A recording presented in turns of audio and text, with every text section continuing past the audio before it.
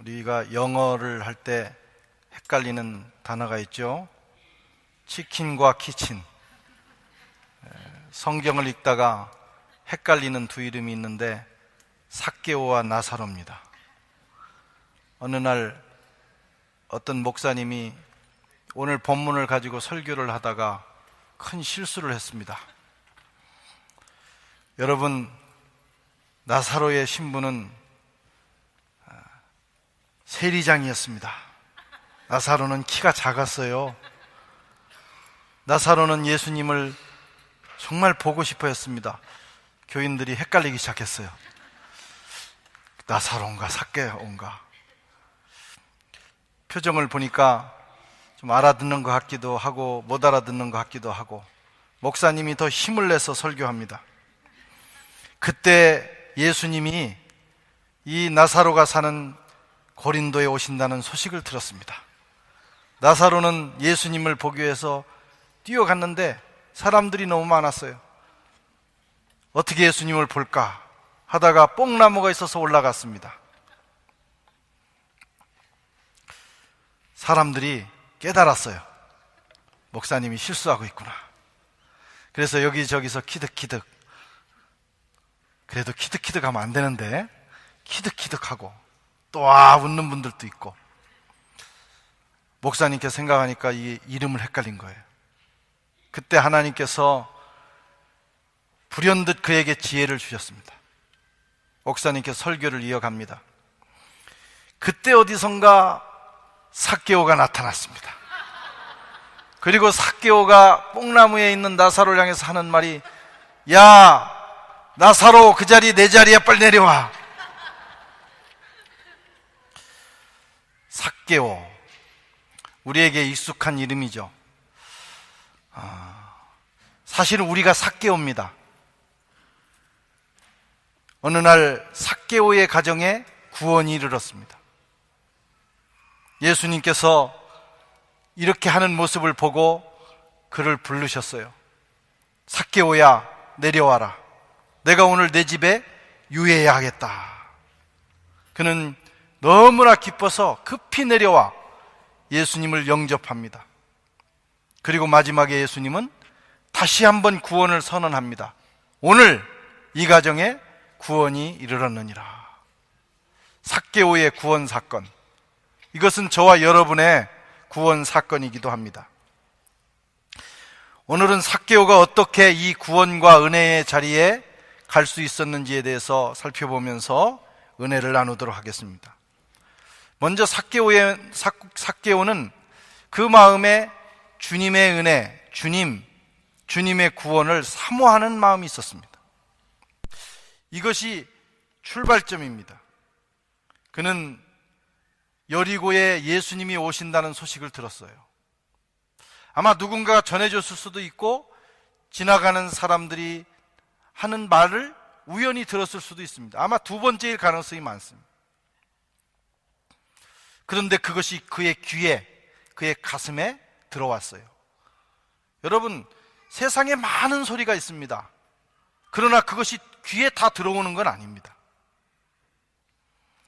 관심이 있고 사모하는 마음이 있을 때 작은 소리라도 들어오게 되는 거예요. 그런데 그는 키가 작아서 현장에 갔지만 주님을 볼 수가 없었어요. 그는 난장이었기 때문입니다. 너무 작았어요. 앞에 있는 모든 사람이 장애물이었습니다. 이쯤 되면 주님을 사모하지 않았던 사람은 억지로 혹시 끌려왔을지라도, 이건 하나님 뜻이 아닌가 보다, 내가 예수님을 만나는 건 내 운명이 아닌가 보다, 이렇게 스스로 합리화하면서 떠나게 됩니다. 그러나 삭개오에게는 주님을 사모하는 마음이 있었기 때문에 그 수많은 군중들이 그에게 장애로 작용했지만 그의 길을 막지는 못했어요. 주위를 둘러보니 뽕나무가 있었습니다. 급히 거기로 올라갔습니다. 그리고 주님을 보게 되었어요. 주님께서 그 모습을 보시고 삭개오를 부르신 것입니다. 여러분, 하나님의 은혜, 하나님의 구원은 사모하는 자에게 주어지는 은총입니다. 물론 그 은혜와 구원은 하나님 편에서 전적으로 준비하시죠. 아들을 이 땅에 보내시고 십자가에 죽게 하시고, 주님은 성육신하셔서 몸소 이 땅에 오셔서 우리에게 은혜와 구원의 길을 예비하셨어요. 그러나 그 은혜와 구원에 동참하는 것은 우리 마음에서 시작이 돼요. 마음을 열어야 하고 사모해야 합니다. 사모하는 자에게 하나님께서 역사하십니다. 하나님 앞에 은혜 받고 쓰임 받은 사람들의 공통점은 그런 마음을 가졌다는 거예요. 그 중에는 아주 좋은 신분으로 태어난 사람도 있고, 오늘날 말하는 흙수저같이 태어난 사람도 있고, 좋은 가문에서, 이름 없는 가문에서 태어난 사람도 있어요. 그건 중요하지 않았습니다. 공통점이 있습니다. 마음이 달랐다는 거예요. 은혜를 사모하고 하나님의 구원, 예수 그리스도의 가치를 깨달은 사람들입니다. 다윗이 그런 사람이에요. 사실 다윗은 형제 중에 가장 모자란 사람이었습니다. 그래서 양을 치는 일을 했어요. 그러나 다윗의 마음속에는 놀라운 마음이 있었는데, 하나님을 사모하는 마음이에요. 양을 치면서도 어떤 일을 하든지 그는 늘 하나님을 생각하고 묵상하고 사랑했습니다. 하나님께서 그 모습을 보신 것입니다. 다윗이 하나님을 사모하는 마음은 법궤를 다윗성으로 모시는 사건에서 나와요. 법궤는 하나님의 임재의 상징입니다. 구약시대에 엘리 때 법궤를 빼앗겼습니다. 다윗은 늘 그것이 마음이 아픈 거예요. 왕이 되어서도 그 다른 곳에 있는 그 법궤를 빨리 다윗성으로, 예루살렘 성으로 모셔와서 그 법궤 앞에서, 하나님의 임재 앞에서 예배를 드려야 될 텐데, 늘 그것이 마음에 걸렸어요. 그러던 어느 날 그 법궤가 다윗성으로 들어오게 됩니다. 그는 너무나 기쁜 나머지 두둥실 춤을 추는데, 너무 기쁘면 이 과도한 행동을 하게 되는 거예요. 그래서 과도하게 움직이다가 그만 자기 아랫도리가 보였어요, 사람들에게. 그리고 그의 첫 번째 부인이었던 미갈에게 보인 겁니다. 미갈이 나중에 핀잔을 줍니다. 아니, 왕이 돼가지고 말이야, 그렇게 채통도 없습니까? 핀잔을 줘요. 그러나 다윗은 억제할 수 없는 기쁨이 있었어요. 아마 하나님께서는 다윗을 그때 보셨는지 모르겠어요. 여러분, 하나님께서 우리를 주목하시는 때가 있습니다. 하나님이 쓰시는 사람들, 그리고 하나님께서 축복하시는 사람들을 만나보면 아마 하나님께서 요때 나를 보신 것 같다는 그 고백이 있어요. 우리를 주목하시는 한순간, 다윗은 바로 이 순간이었을 겁니다. 왕의 모든 채통을 내려놓고 법궤가 들어오는 일을 인하여, 그 법궤를 사모하는 것 때문에 두둥실 춤을 췄던 그 순간, 하나님이 다윗을 기억하셨을 거예요. 다윗은 어느 날 자기 아들 압살롬의 구테타에 의해서 예루살렘을 쫓겨나게 됩니다. 맨발로 울면서 그는 예루살렘을 떠나요. 얼마나 비통하겠어요. 그리고 얼마나 마음이 아프겠어요. 아들이 자기를 몰아낸 것입니다. 우리 같으면 아주 다양한 생각을 했을 거예요. 이 괘씸한 놈, 이 불효자, 언젠가는 내가 너를 가만히 두지 않겠다. 아니면은 그 자식으로 인해서 마음 아파했을 것입니다. 그런데 다윗에게는 그런 모든 것을 뛰어넘는 또 하나의 아픔이 있었어요. 그것이 뭐냐? 바로 하나님의 법궤가 있는 그 다윗성에서, 예루살렘에서 하나님을 예배하지 못하는 그 아픔. 그것이 다윗에게는 왕의 자리를 빼앗긴 것보다 더 큰 아픔이었습니다. 시편 42편은 다윗이 바로 압살롬에 의해서 쫓겨났을 때 쓴 시입니다. 그는 이렇게 고백합니다.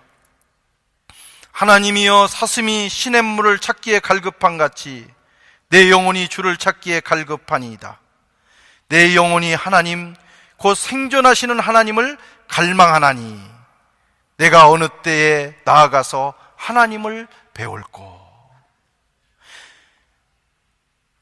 아들의 구테타에 의해서 이렇게 쫓겨난 그 순간에도 다윗의 심정에는 하나님의 법궤가 있는, 하나님의 임재가 있는 그 현장에서 예배드리지 못하는 것이 가장 가슴 아픈 일이었다라는 거예요. 그런 마음을 다윗은 어려서부터 평생을 가지고 갔어요. 그것이 하나님께서 그의 인생을 주목하신 이유이고 또 그 인생을 사용하신 이유이고 그리고 예수 그리스도를 그의 후손으로 주신 놀라운 이유입니다. 여러분, 하나님의 은혜와 구원과 축복은 사모하는 자에게 주어집니다. 모든 사람의 거지만 사모하는 자가 그것을 경험하게 됩니다.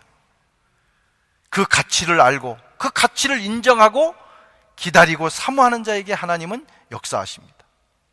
오늘 여러분은 어떤 마음입니까? 정말 하나님의 은혜를 사모하십니까? 정말 하나님을 사모하세요? 오매불망 하나님을 생각하십니까?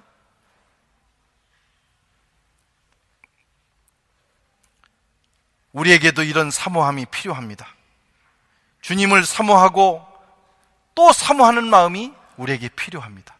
그러면 하나님께서 그에게 우리가 감당할 수 없을 만큼의 은혜를 부어 주실 것입니다. 주님에 대한 갈증, 갈망, 그것이 우리 신앙의 시작이에요. 거기서부터 주님께서 예비하신 은혜가 우리의 삶으로 흘러들어오게 됩니다. 오늘 이 삭개오에게는 그런 마음이 있었어요. 사모하는 마음. 어떤 장애도 그를 막아서지 못했습니다. 두 번째로 삭개오는 즉각적인 순종을 하는 사람이었어요. 주님이 삭개오를 보시고 아마 주님도 속으로는 너무 놀라서 웃으셨을 거예요.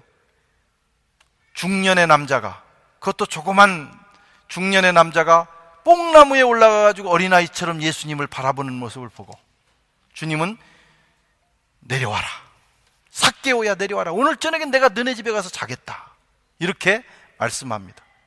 이 주님의 은혜는 아주 갑작스럽게 오는 것입니다. 그때 삭개오는 망설이지 않았어요. 즉시 내려왔습니다. 6절에 보면 급히 내려와 즐거워하며 주님을 영접했다. 한국 사람들이 은혜를 잘 받는 이유가 굉장히 우리는 즉각적입니다. 은혜를 계산하고 따져서 받는 게 아니고 우리는 굉장히 감성적이기 때문에 좋으면 확 열고 받는 거예요. 하나님께서 그런 사람을 또 사용하십니다. 주님께서 쓰시는 사람들의 특징은 즉각적 반응과 순종을 하는 사람들이에요. 사복음서에는 예수님께서 제자들을 부르시는 장면이 나오는데 특별히 베드로, 안드레, 야고보, 요한, 이 네 사람은 주님의 최측근으로 부르셨어요. 근데 이 사람들이 다 어떤 특징을 가지고 있느냐? 물론 어부들이고 이 갈릴리의 촌부들이죠. 그런 특징 말고 또 다른 특징은 즉각적 반응을 했다는 거예요.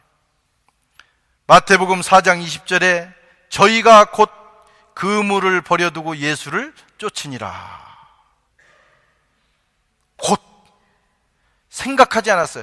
오늘 하루만 말미를 주세요, 기도하고 말씀드리겠습니다, 그러지 않고 즉각적 반응을 했습니다. 이게 쉬운 일이 아니에요. 지금 농사짓다가 주님이 부르시니까 낫을 놓고 가는 거예요. 쟁기를 몰다가 주님이 부르시니까 놓고 가는 거예요. 그게 쉬운 일이겠어요? 오늘 주님이 부르시니까 갑자기 직장에 사표를 내고 가는 거예요. 어려운 일입니다. 그런데 하나님은 그런 사람을 쓰셨어요. 그렇다고 오늘 다 직장을 갑자기 사표하라는 말씀은 아닙니다만, 주님이 거룩한 부르심이 있을 때 그런 즉각적 반응을 할 수 있는 사람이 중요합니다. 이 곧이라는 말은 불어에는 오시또, 이메디아트멍 이런 표현인데, 그 말이 떨어지자마자 지체 없이 반응을 한 것입니다. 대부분의 사람들은 망설이다가 좋은 기회를 놓치죠. 생각하고 기도해보다가 어떤 건 기도할 것이 있고 어떤 건 즉각 순종할 것이 있는 거예요. 웰터 클라이슬러라는 사람이 이런 말을 했습니다. 수많은 사람들이 인생에서 성공하지 못하는 절대적 이유가 있다. 그것은 기회가 문을 두드리는데 뒷곁에 나가서 네잎 클로버를 찾기 때문이다. 굉장히 문학적 표현인데, 네잎 클로버, 저도 찾아봤어요.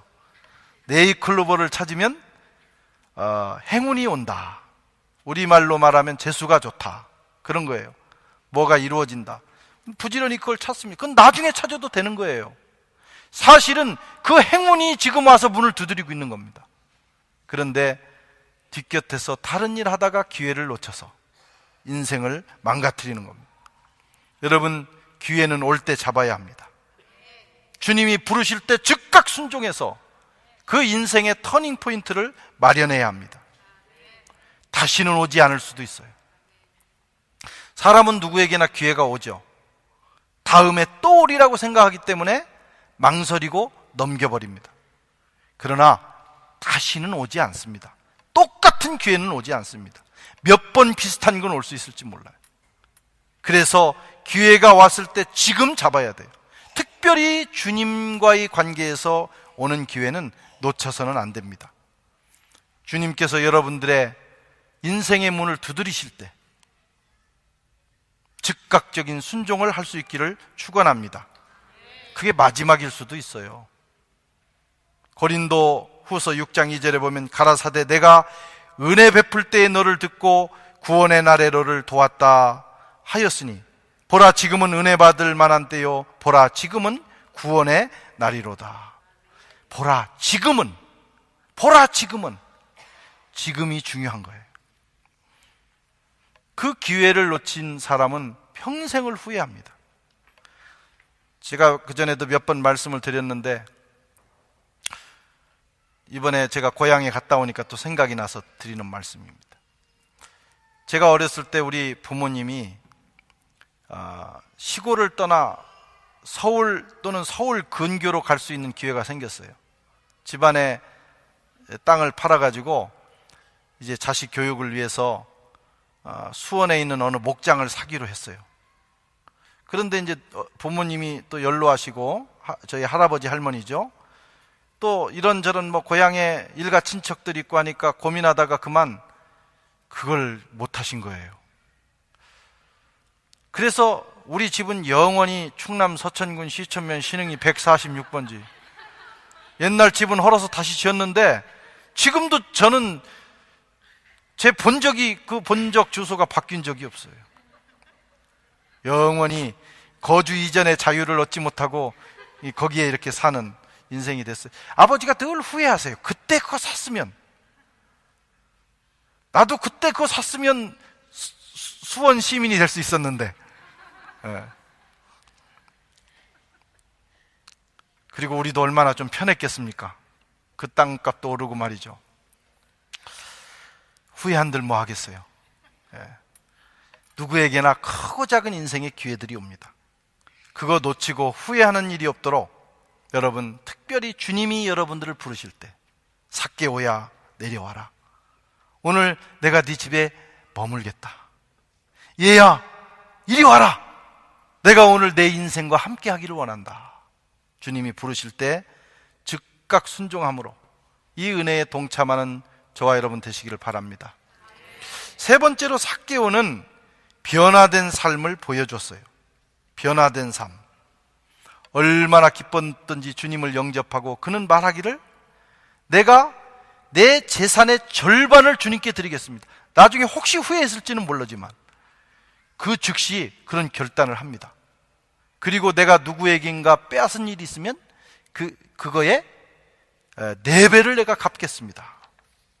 8절에 삭개오가 서서 주께 여짜오되 주여 보시옵소서 내 소유의 절반을 가난한 자들에게 주겠사오며 만일 네 것을 토색한 일이 있으면 4배나 갚겠나이다. 율법을 따라 그는 철저한 회개를 하는 거예요. 구원받은 사람에게는 구체적인 변화가 나타나야 됩니다. 그것이 구원의 능력이에요. 예수를 영접하면 우리 신분의 변화가 옵니다. 그건 어려운 일이 아닙니다. 주님이 마련해 주셨어요. 그냥 받아들이면 우리는 하나님의 자녀가 돼요. 성도가 돼요. 그런데 그 다음은 두렵고 떨림으로 이루어가야 되는 구원이 있어요. 인생의 변화입니다. 인격이 변하고 얼굴이 변하고 그의 삶이 변하고 패러다임이 변해야 돼요.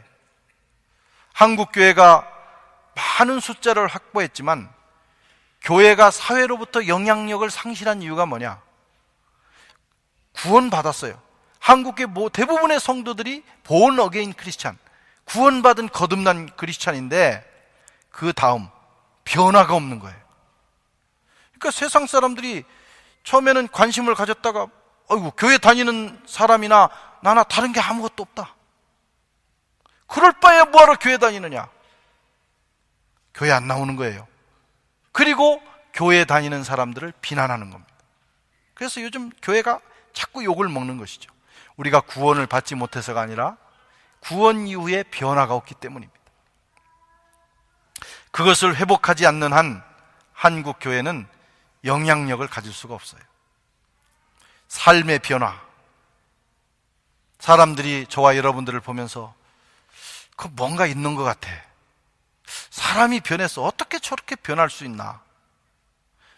좋게 변해야 합니다. 그럴 때 그것이 바로 전도의 길이고, 오늘 놀라운 일은 삭개오가 그런 고백을 하자 주님께서 이렇게 선언합니다. 오늘 내 집에 구원이 이르렀느니라. 사실 삭개오가 예수님을 만나고 그를 자기의 가정으로 영접하면서 구원은 시작됐지만 주님의 구원의 선언은 그 인생의 변화를 통해서 주어진 거예요. 우리는 변화받아야 합니다. 안 믿는 분들이 여러분들을 보면서 뭐가 달라, 뭐가 있는 것 같아, 그런 말을 할 수 있어야 돼요. 우리 한국교회 초대교회는 오늘날과 같지 않았습니다. 예수 믿는 사람 중에는 농부도 있었고 더 어려운 머슴도 있었어요. 또 양반도 있었어요. 그런데 예수를 믿는 순간부터 그들은 뭔가 달랐어요. 사람들이 박해하고 핍박은 했지만 그들을 존경하고 그들을 존중했습니다. 우리는 오늘날 많은 축복을 받았지만, 예수 믿어서 잘된 것이 많이 있지만 세상으로부터 그런 존경과 축복을 받지 못해요. 구체적 변화를 드러내지 못하고 있기 때문입니다. 변화 받으시기를 축원합니다.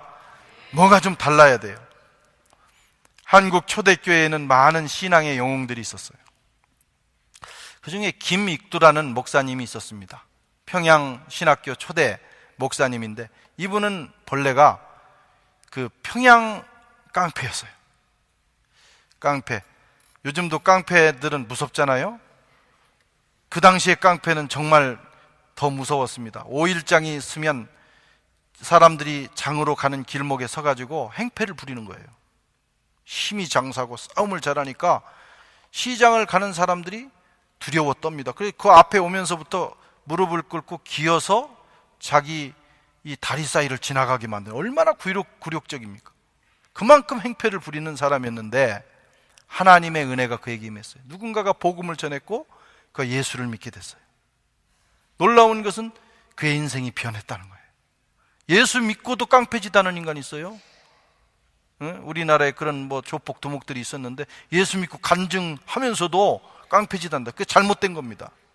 그런데 이 사람은 변했어요. 변화되자 하나님께서 그분을 놀랍게 사용하셨습니다. 그를 통해서 수많은 영혼들이 구원을 받고 치유받고 기적이 일어났어요. 그런데 더 놀라운 기적은 뭐냐면 그의 그 악한 성품이 완전히 변했다는 것입니다. 그 소식이 주변에 전해졌어요. 그런데 그 소식을 듣고 가장 의아한 사람은 이 김익두 목사님이 평소에 드나들던 주막집의 주모였습니다. 그 인간이 변하다니 말이에요. 그 인간은 변할 것 같지 않은 인간인데 믿을 수가 없었어요. 자기 집에 와서 한 행실을 봤기 때문이에요.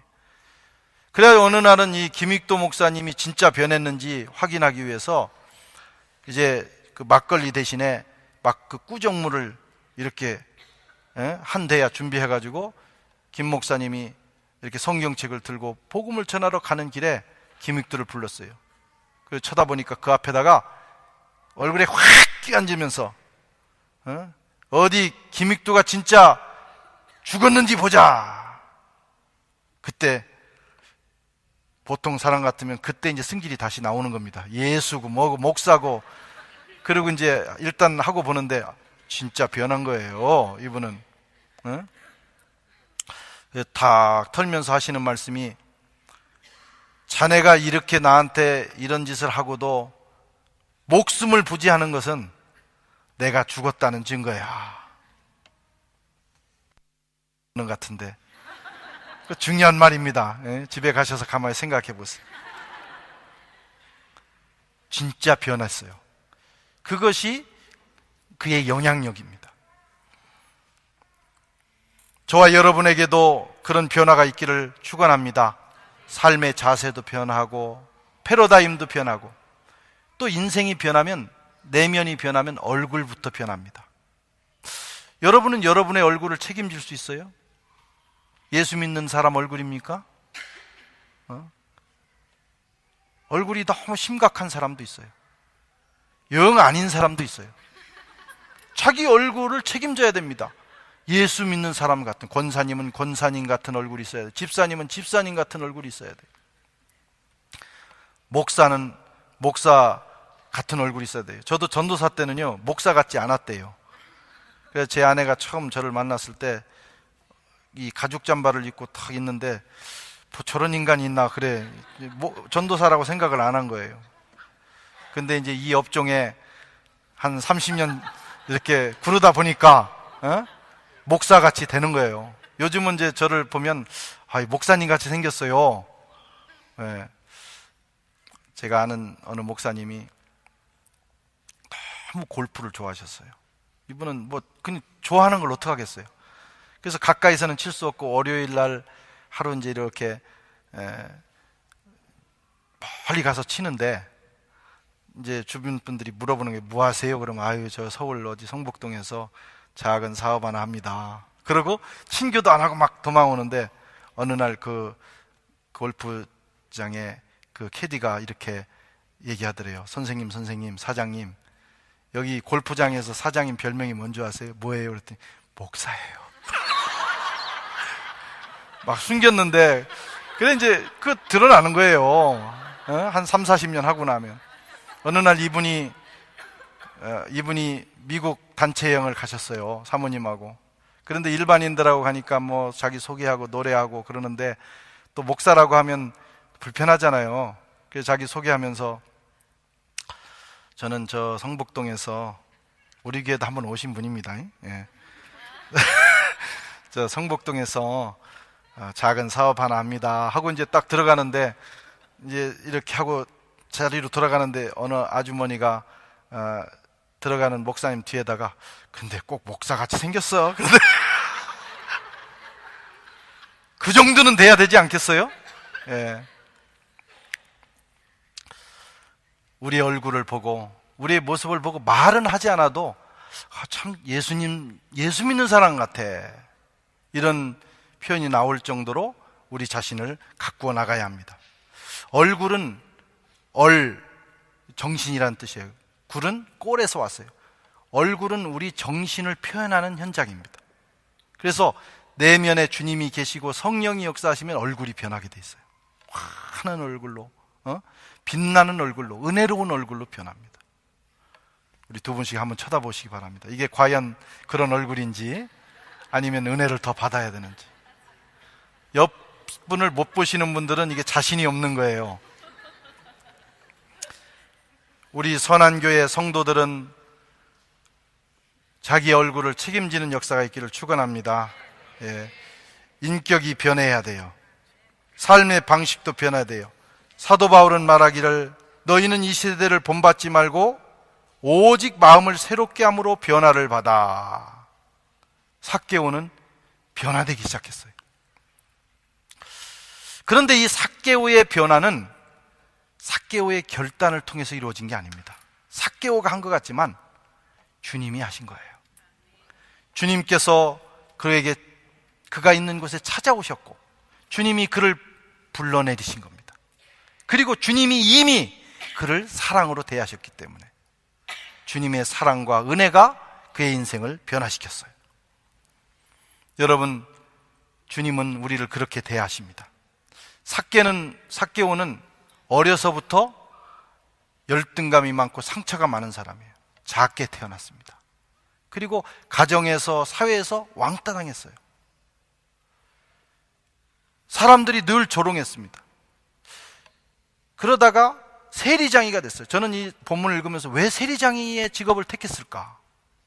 당시에 좋은 직업도 아닌데 아마 자기를 괴롭게 한 사람들에 대한 보복일 수도 있다. 세리장이가 돼서 세금을 많이 징수해서 잘 될 뿐만 아니라 다른 사람들을 괴롭히고 싶은 마음이 있는 거예요. 일제시대 때 그 앞잡이 같은 겁니다. 그런데 그렇게 해서 한을 푸른 것 같지만 시간이 갈수록 그는 자기 동족들로부터 더 미움을 받습니다. 그의 마음은 아프고 슬프고 고독했습니다. 사람들은 세리장이의 겉모습과 그 직업만 보고 그를 욕하고 그를 비난합니다. 그러나 그의 마음 한 구석에는 인간적인 고뇌가 있어요. 자기도 받아들여지고 싶고 사랑받고 싶고 함께 어울리고 싶은 마음이 있는 것이죠. 그러나 아무도, 가족조차도 그것을 이해하지 못합니다. 그런데 예수님은 그것을 보셨어요.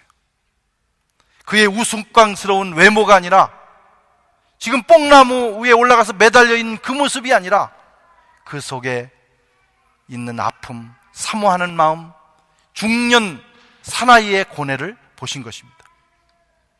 그래서 그를 불러내리신 거예요. 주님은 우리의 그런 마음을 잘 알고 계신 분입니다. 과거를 묻지 않으십니다. 주님은 우리를 정죄하러 오시지 않았어요. 세상이 알지 못하고 밖에 드러내지 못하는 우리의 아픔을 위로하시고 우리를 치료하시고 회복시키기 위해서 오셨습니다. 그 사랑이 오늘 삭개오의 마음을 만지고 그를 변화시킨 거예요. 오늘 주님은 저와 여러분들에게 이렇게 다가오셔요. 사실 우리는 강팍하기 때문에 이 변화되지 않는 사람들입니다. 잘. 그리고 누가 지적한다고 해서 변화되는 인생은 별로 없어요. 우리는 교육하고 지적하면 사람이 변할 것 같은데 그렇게 생각하지만 그렇지 않습니다. 아마 주님도 오셔서 율법적으로 사람들을 지적하고 다니셨으면 이런 역사가 일어나지 않았을 거예요. 주님은 그의 과거를 다 알았지만 다 덮어주시고 그를 사랑으로 대해주신 거예요. 그것이 변화를 일으켰어요. 제가 이번에 한국에 갔다가 어느 교수님을 만났습니다. 저하고 아주 친한 교수님인데 우리 장신대 선교학 교수님이에요. 우리 교회도 오셨어요. 한국일 교수님이라고. 이분은 독일에서 하이델베르크에서 박사학위를 했고 독일적 사고를 가지고 한국에 들어갔어요. 또 피가 이북피입니다. 그러니까 굉장히 다이렉트하고. 그래서 들어가서 이제 장신대에서 강의를 하는데 그 직설적인 표현을 가지고 아주 비판적인 그런 강의를 했어요. 그래서 한국 교회에는 너무나도 가라지가 많다. 가라지를 뽑아야 된다. 그래서 이분은 사명이 뭐냐면 가라지 뽑는 사명을 받은 거예요. 계속 가라지를 발견하고 찾고 아무개 목사도 가라지, 저 인간도 저 교회도 가라지. 그래서 학생들이 수업에 들어왔다가 첫 시간 듣고 나간 학생들이 많다는 거예요. 그렇게 가라지를 뽑으려고 애를 썼는데 가라지가 계속해서 생기는 거예요. 그리고 사람이 변화가 안 되는 겁니다. 학생도 변화 안 되고 교회도 변화가 안 되고 고민에 빠져 있다가 어느 날 성경을 읽다가 큰 깨달음을 했어요. 마태복음 13장 24절에 보면 천국은 이와 같으니 천국은 좋은 씨앗을 자기 밭에 뿌리는 자와 같다. 뿌리고 났는데 마귀가 와서 가라지를 심었어요. 그래야 어떤 사람이 말하기를 가라지가 났어요. 가라지를 뽑을까요? 그랬더니 가라지 신경 쓰지 마라. 가라지 뽑다가 좋은 씨가 다친다. 천국은 오직 좋은 씨에 포커싱한 거예요. 가라지, 비판하고 판단하고 그거 뽑아내는 일에 애쓰다가는 천국이 오지 않는다는 거예요. 그래서 그 후로부터는 세상을 사랑으로 보고 비판해야 되는 것 대신에 덮어주고 이해해주고 위로하고 격려하는 일을 하면서 사역을 했더니 학생들도 변화가 되고 가서 사역하는 곳마다 변화가 되고 지금은 마을, 교회를 살리는 교육 공동체라는 그 운동을 하면서 국내외 모든 교회들을 살리는 일을 하고 있습니다. 여러분, 비판하고 판단하고 책망한다고 해서 인생이 변하는 것이 아니에요. 주님은 그걸 아셨기 때문에 지금 삭개오가 많은 잘못된 과거를 가지고 있지만 하나도 거기에 대해서 언급하지 않고 그를 받아주시고 위로해 주시고 그를 사랑해 주셨어요. 그 주님의 무조건적인 사랑이 삭개오를 변화시켰습니다. 그리고 주님은 삭개오의 지금이 아닌 미래를 계획하셨어요. 그래서 지금은 그가 세리장이요, 다른 사람들을 어렵게 하는 사람이지만 언젠가는 이 사람이 다른 사람을 유익하게 하는 인생이 될 것이다 생각하시고 그를 부르신 것입니다. 여러분, 하나님의 부르심은 또 여기에 있어요. 우리를 부르실 때 현재의 모습으로 부르시지 않습니다. 현재에는 다양한 모습을 가지고 올 수 있지만 주님의 마음속에는 우리의 미래가 있어요. 그 미래를 가지고 부르십니다. 그래서 주님이 부르실 때 망설이지 마시고, 아유 나는 아직 준비가 안 됐어요, 저는 조금 더 준비한 후에, 그런 마음보다는 주님께서 지금 있는 그 모습대로 부르셔서 주님이 우리의 인생을 빚어나가시겠다는 거예요. 즉각적으로 순종하고 사모할 때 주님께서 우리의 인생을 새롭게 만들어 가시게 될 것입니다. 사랑하는 성도 여러분, 오늘 또 주님께서 우리를 부르고 계십니다. 각자의 이름을 부르고 계셔요. 외모가 아닌 중심을 부르고 계시고, 부르고 계시고, 지금의 모습이 아닌 미래의 계획을 가지고 부르고 계십니다. 삭개오야 속히 내려와라 부르실 때, 아무개야 이승민 집사야 빨리 와라 할 때, 아유 지휘도 해야 되고 여러 가지 바쁩니다 그러지 마시고 즉시 내려와서 주님을 영접하고 주님의 음성을 들으실 수 있기를 축원합니다.